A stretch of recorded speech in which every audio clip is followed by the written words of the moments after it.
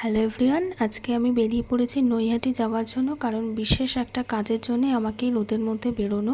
তো সেসবের ভিডিও আমি শ্যুট করিনি। তো দুপুরবেলা আমি বাড়িতে চলে এসেছি, তাড়াতাড়ি করে স্নান করে পুজোটা দিয়ে দিলাম। তারপর মা আমাকে খেতে দিয়ে দিয়েছে, খেয়ে দিয়ে উঠে রেস্ট নেব। তো অনেকক্ষণ পর আবার তোমাদের সামনে আসলাম। এখন বাজে বিকেল 5:30।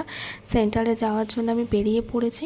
তো আজকে আমি একাই যাচ্ছি সেন্টারে, মা আমাকে আর দিতে যায়নি।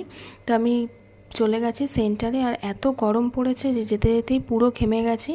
তো গিয়েই ঋত্বিকা চলে এসছে ক্লাস করতে, তারপরে মেঘাও চলে এসেছিলো ক্লাস করতে।